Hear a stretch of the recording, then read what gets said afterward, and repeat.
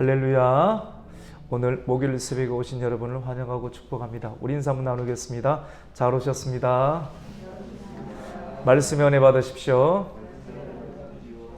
오늘 목요일 새벽 말씀의 제목은 신앙의 잠에서 깨어나라입니다.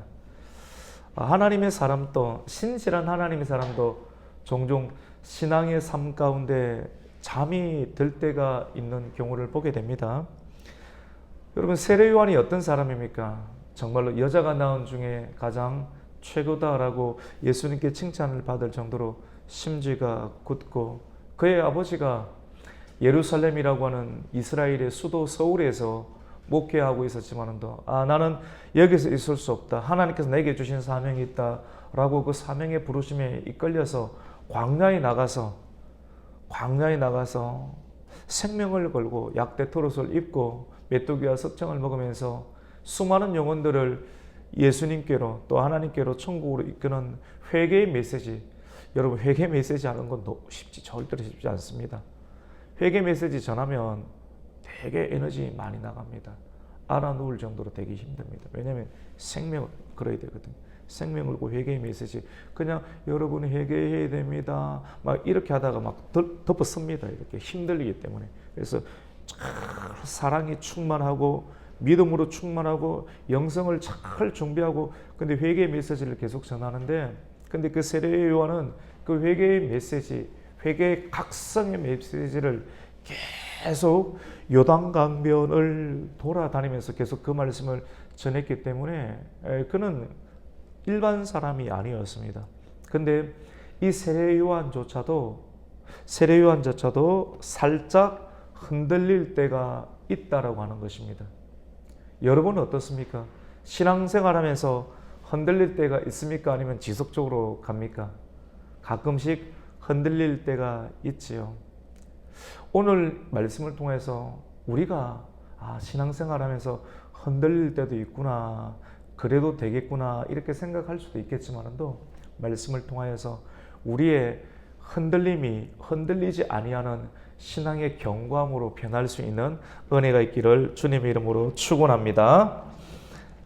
이 세례 요한은 일시적으로 살짝 흔들렸는데 그의 말씀이 힘이 있고 능력이 있다 보니까 범국가적인 그러한 메시지를 전하게 되었습니다. 세례 요한 당시 가운데 헤롯이 왕이었는데, 헤롯이 불륜을 저지르는 거예요. 그의 형수랑 불륜을 저지르는 걸 보고 나라의 지도자, 그리고 단순한 정치적 지도자가 아닌 이 생명의 말씀을 전하는 그런 이 세례 요한이 이거를 묵과할 수가 없습니다.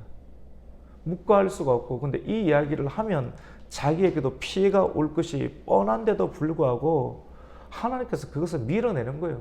말씀을 전해서 이 일들을 회개하게 하고, 단순한 왕의 문제가 아니라 이 일들을 묵과하게 되면 백성들이 다 지도자를 따라가는 일들이 있으니까, 세례 요한에 있는 성령의 충만함이 세례 요한으로 하여금 이 일들은 옳지 못한 일입니다 라고 계속 선포하게 되자 세례 요한은 결국은 감옥에 사해받아간 채 감옥에 갇히게 됩니다.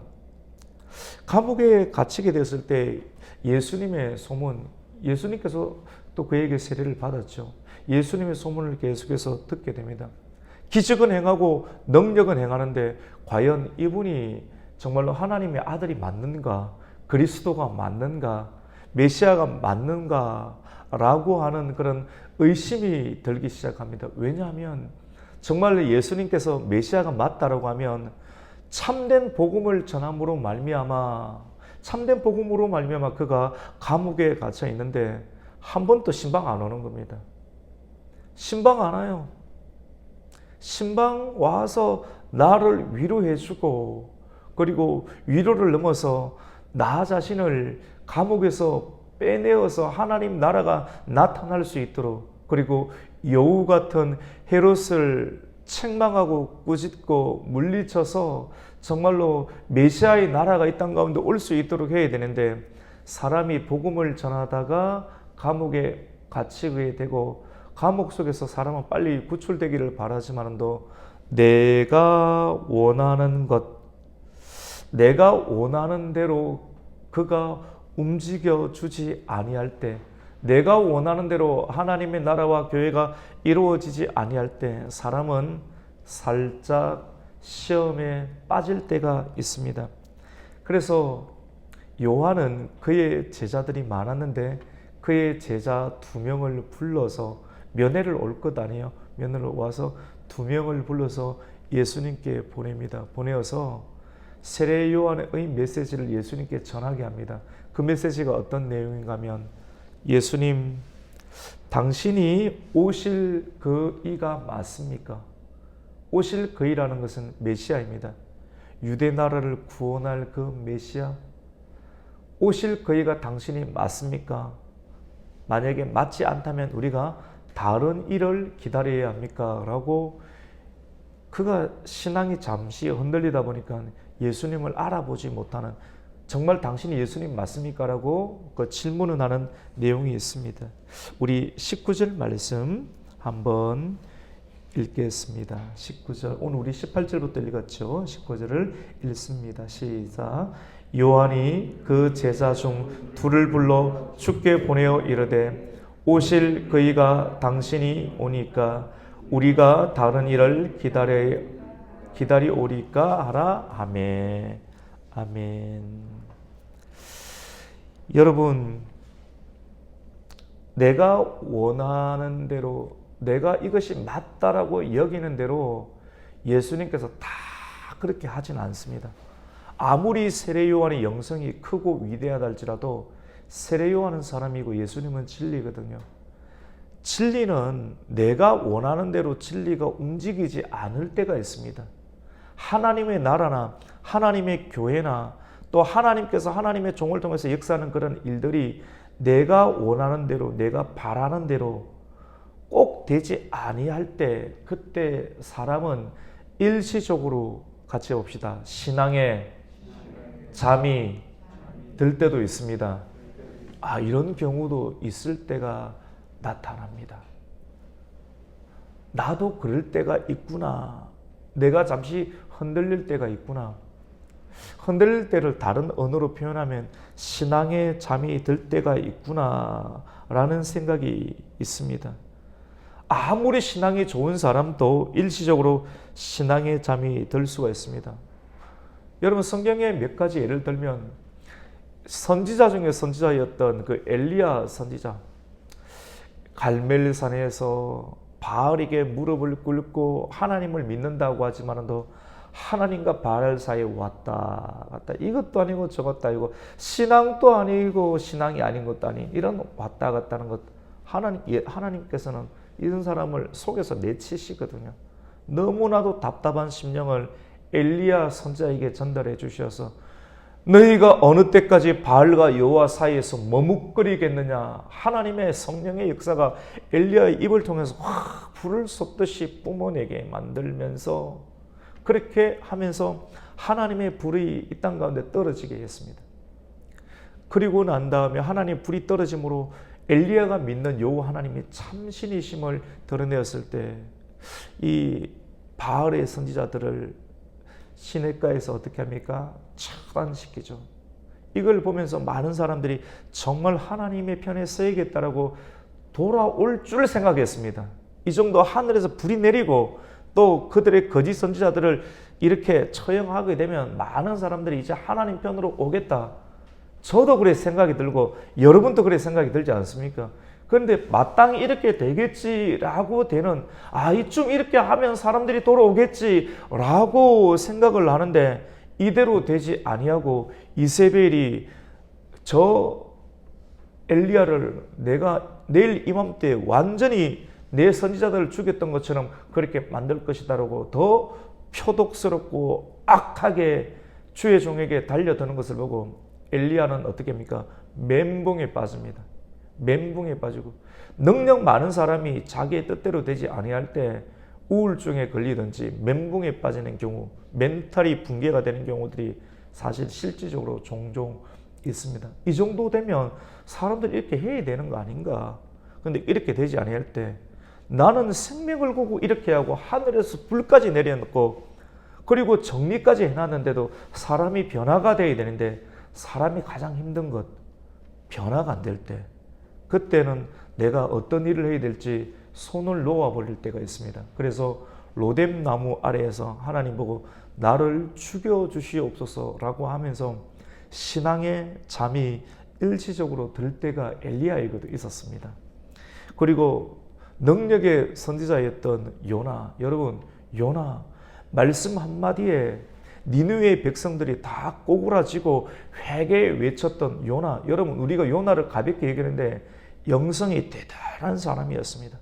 그의 메시지 하나에 도시 전체가 주님께로 돌아오고 회개하는 말씀의 능력이 강력하였던 사람이 이 요나였는데 이 요나조차도 박넝굴이 마르는 것을 보고 하나님 나를 죽여주시옵소서.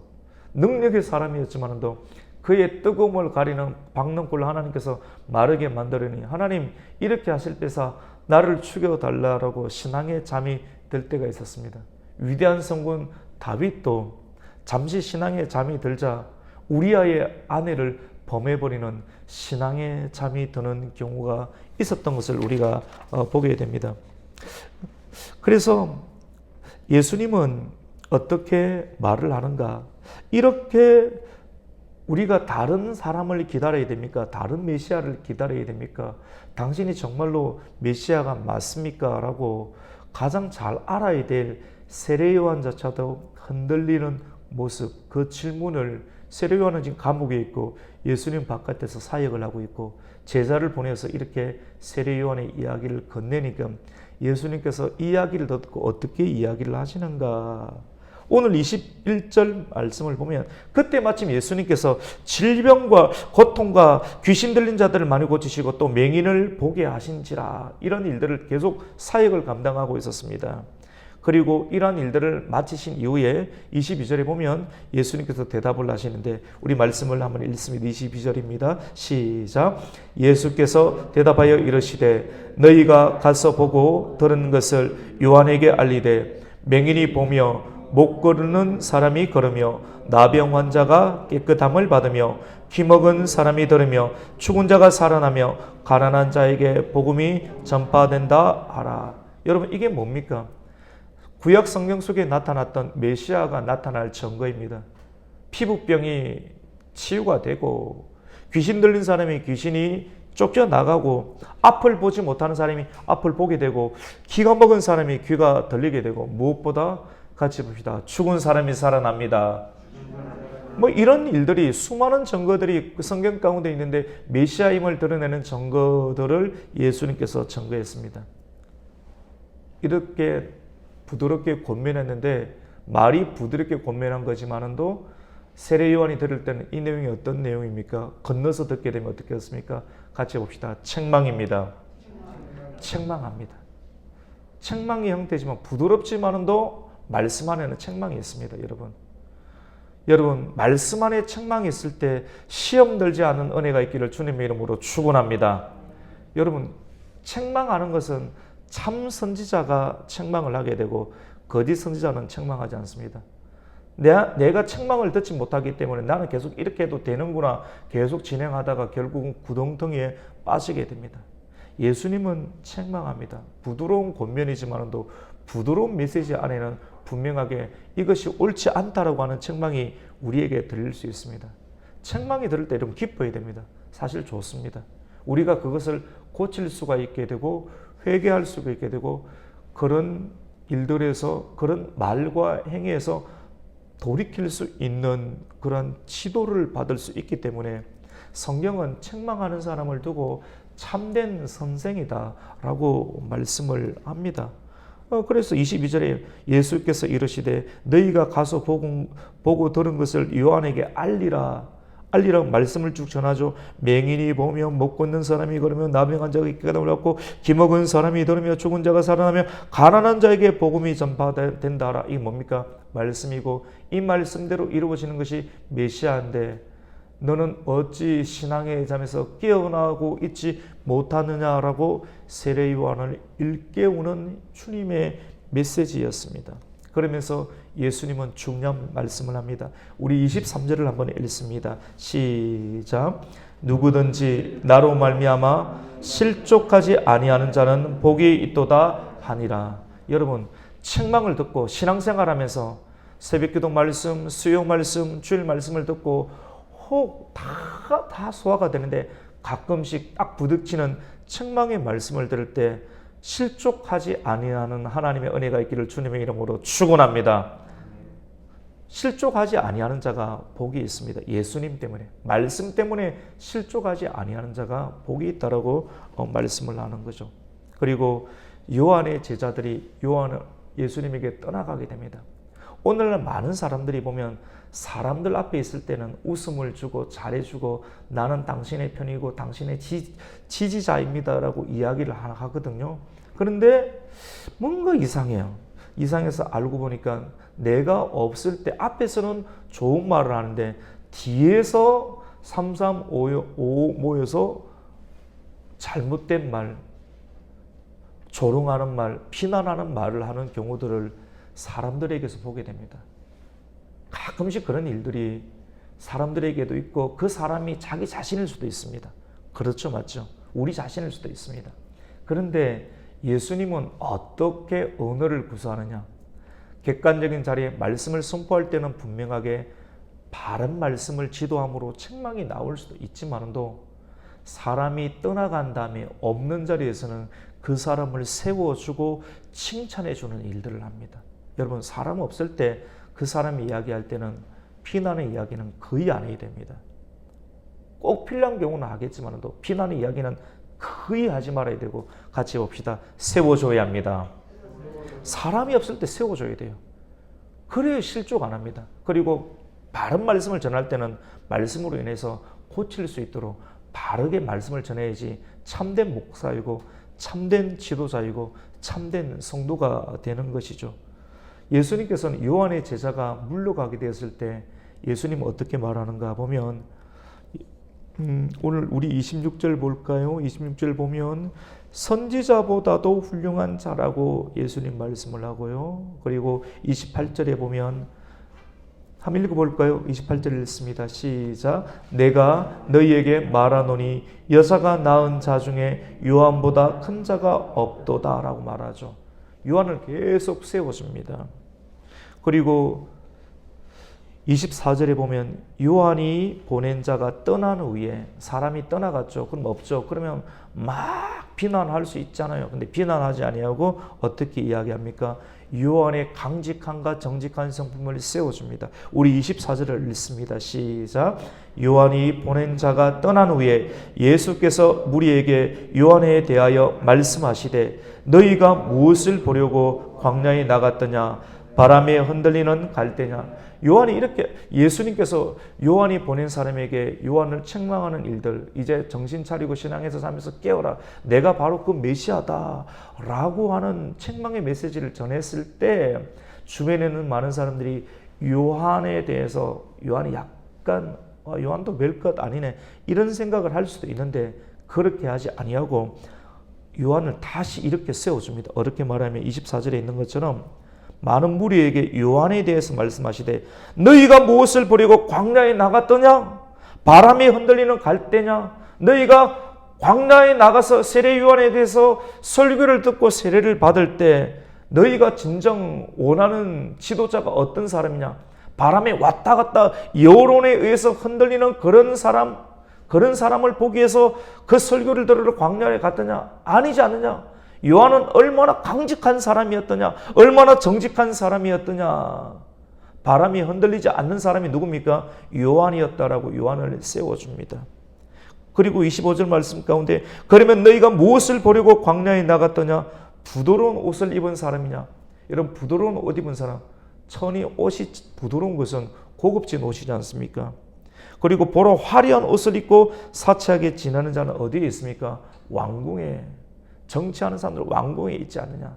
그는 거친 약대 토롯을 입고 강직한 성품을 가지고 하나님 나라를 전했던 사람이지 않느냐?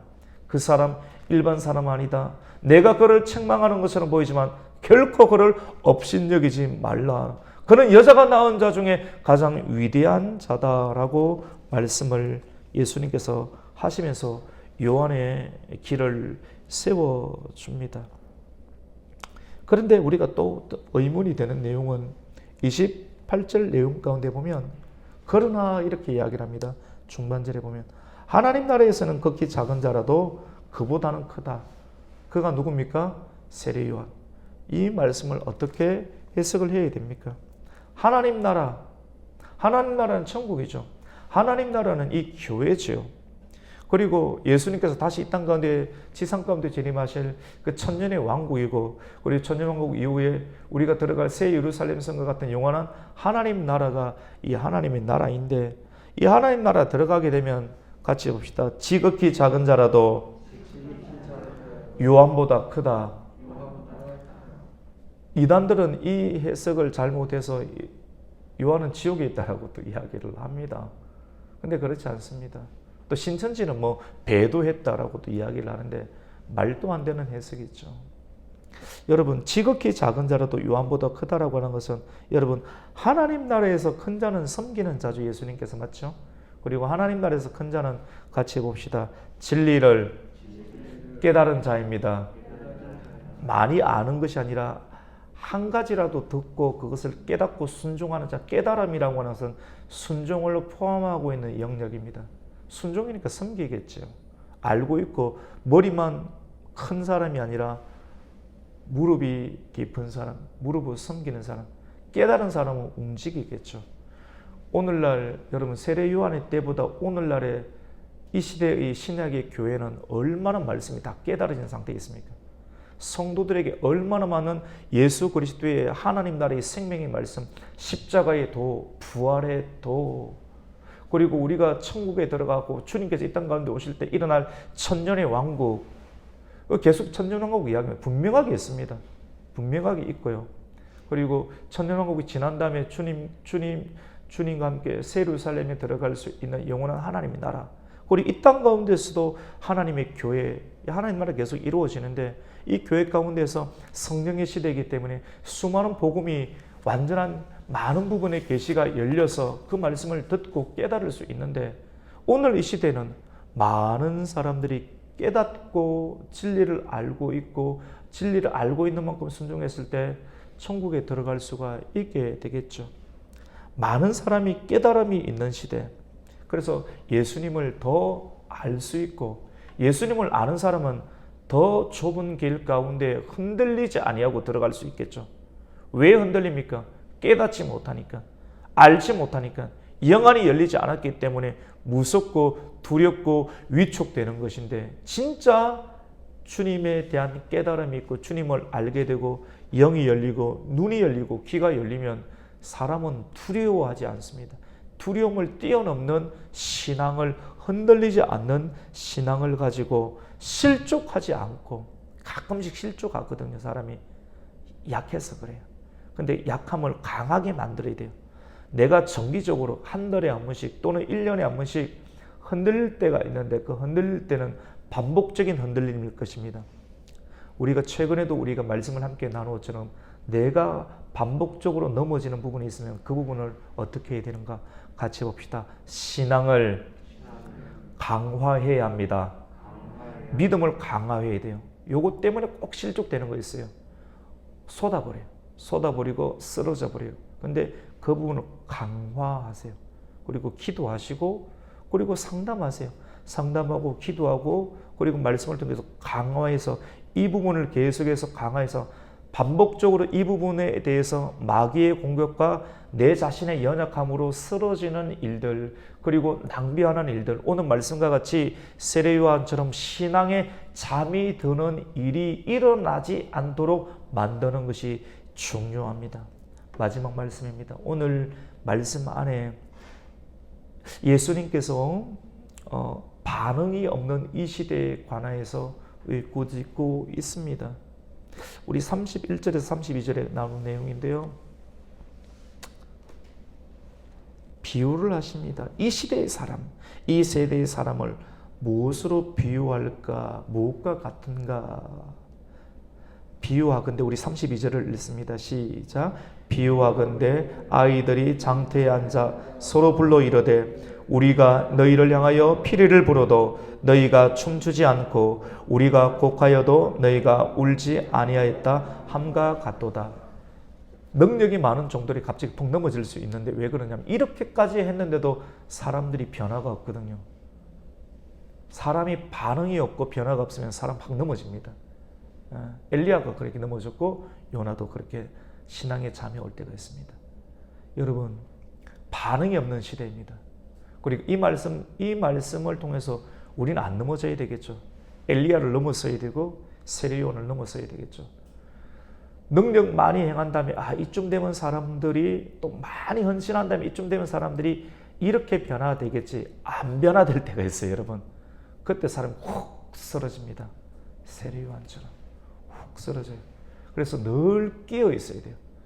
마지막 시대가 되면 사람이 사랑이 없고 믿음이 없고 잘 변화되지 아니하는 그런 때 피를 불어도 춤을 춰야 되는데 춤도 추지 아니하고 곡할 일이 있어도 울지 아니하는 로마서 말씀과 같이 우는 자들과 함께 울고 그리고 절구하는 자들과 함께 절구할 수 있는 정말 말씀이 들어가면 말씀 안에 있는 하나님의 지정의가 사람 한가운데 붙게 되면 변화가 이렇게 되는데 안 변화되는 거예요. 말씀이 안 들어가는 거예요. 말씀이 안 들리니까 변화가 일어나지 않으니까 너무 답답하고 힘든 거예요.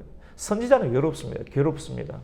그래서 많은 부분들이 가끔씩 실족할 때가 있는데 오늘 말씀을 통해서 세례요한에게도 말씀한 것처럼 진리 때문에 말씀 때문에 실족하지 아니하는 자는 같이 봅시다. 복이 있도다. 복이 있어야 됩니다. 여러분, 오늘 이 말씀을 통하여서 주님 말씀으로 인해서 신앙에 잠이 들지 아니하고 여러분 시험이 올 때가 신앙의 밤이 올 때입니다. 그리고 우리가 힘을 써서 믿음의 힘을 써서 깨어나야 되는데 주님의 은총으로 말미암아 시험을 이기게 된 반드시 시험이 옵니다. 공동체나 모임이나 시험이 반드시 올 때가 있는데 그 시험이 올 때가 밤이죠. 근데 그 밤 신앙의 잠을 깨워서 밤을 이겨내면 다시 낮이 오게 될 줄로 믿습니다.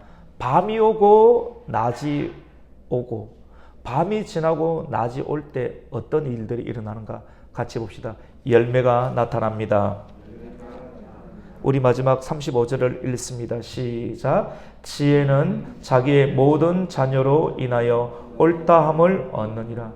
지혜는 열매입니다. 지혜롭게 하십시오. 넘어지지 마시고 깨어 있으시고 어떤 상황 가운데서도 신앙의 잠이 들지 아니함으로 말미암아 지혜로 자기의 모든 자녀로 인하여 옳다함을 얻는 우리 성도님들이 되시기를 예수님의 이름으로 축원합니다. 아멘. 하나님 감사를 드립니다.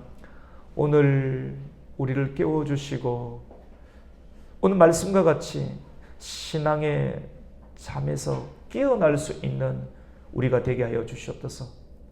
우리가 원하는 대로 내 뜻대로 되지 아니하는 일들을 보게 될 때 이렇게 하면 변화가 일어나야 되는데 변화가 일어나지 아니할 때 하나님 우리가 신앙에 잠이 들 때가 있습니다. 말씀이신 예수님께서는 신앙에 잠든 그 요한에게 다시 깨어날 수 있도록 부드럽게 권면 책망합니다. 그리고 칭찬해 줍니다. 하나님의 책망과 칭찬, 하나님 말씀을 통해서 입에서 나오는 모든 것들이 우리에게 유익이 될진데 쓴 것도 유익이 되고 단 것도 유익이 된데 우리가 한쪽으로 치우치지 말게 해주시고 책망도 잘 받고 칭찬을 통하여서 또 세움을 받아서 하나님께서 우리에게 맡기신 복이 되는 그 사명의 길에서 이탈하지 아니하는 믿음의 사람들 되게 하여 주시옵소서. 예수님의 이름으로 기도드립니다. 아멘. 하늘에 계신